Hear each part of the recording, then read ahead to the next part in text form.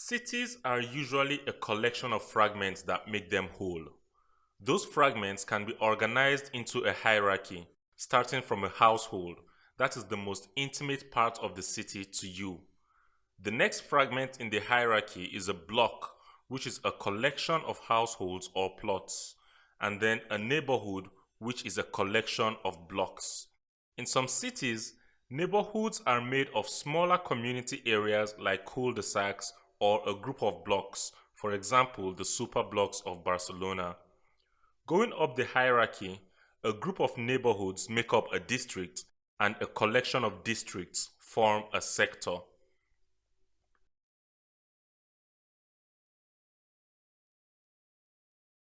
In the previous video that delved into the profile of Abuja, its districts, sectors, and phases were mentioned quite a number of times. In the city's case, a phase is the next fragment in the hierarchy, which, following the same established pattern, is a collection of sectors. With the explanation of city fragments so far, I believe this statement that is a direct quote from the previous video may be better understood. The federal capital city was planned to have 4 phases, comprising of residential and non-residential districts and an international airport. The residential districts formed sectors that were conceived as self-sufficient autonomous mini-cities, with each sector having all necessary facilities and services within a sector center, and all primary services available at walking distance within neighborhoods. In that video, I also mentioned that the next video, this one, will explore the different districts of Abuja. Now, remember that the theme of this channel is urban planning, so keep that in mind when you hear the word explore. Kindly subscribe to this channel if you haven't, give this video a thumbs up if you like it, and leave any feedback in the comments. With that said, welcome to Nigerian urbanism. I think the best place to begin is to share the official list of districts in Abuja.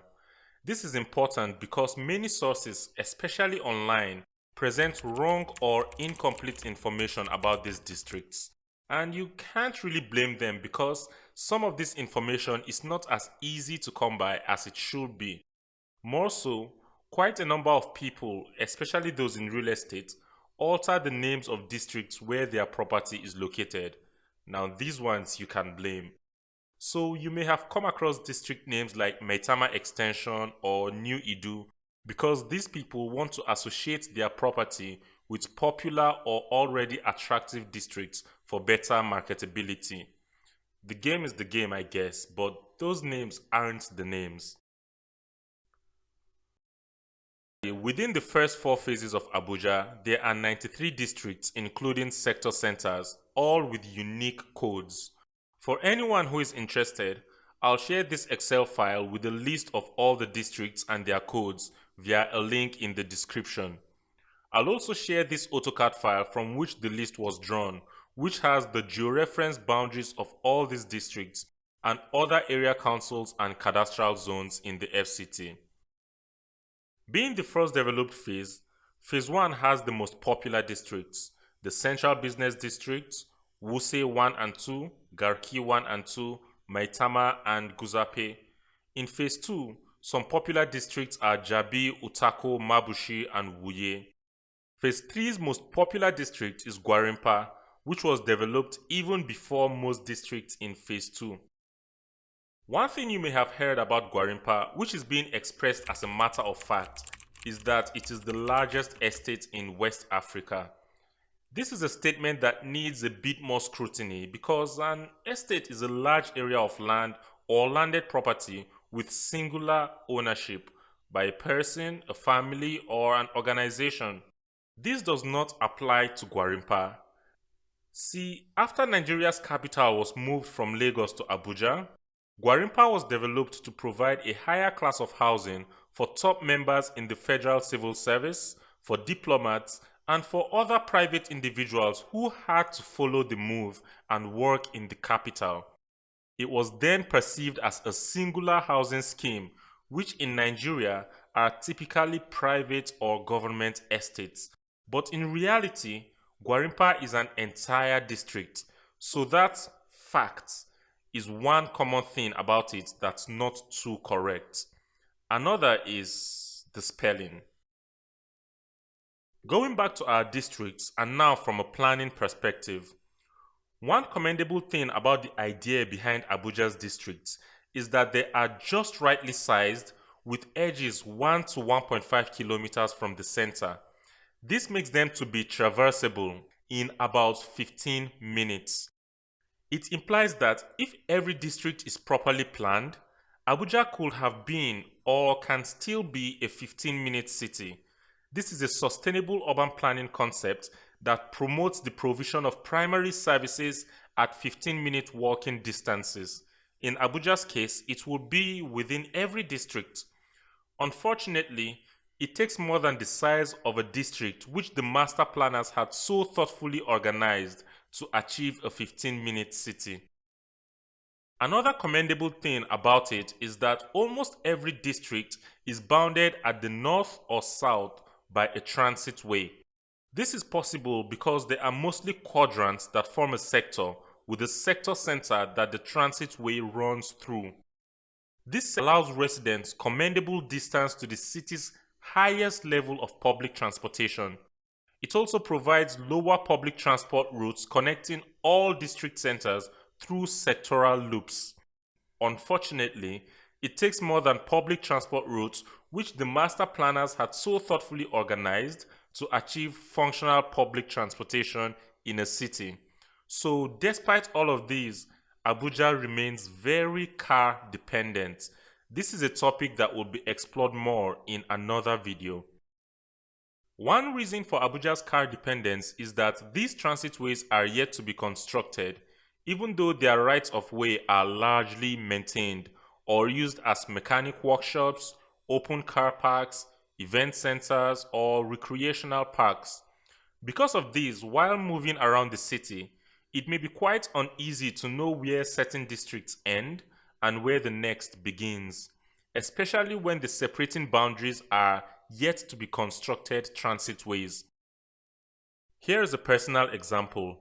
I have previously wondered why Maitama General Hospital is located in Wuse 2 district, because my assumption then was that Shehu Shagari Way, this road, was the separator between the two districts, whereas it is actually this largely undeveloped strip of land.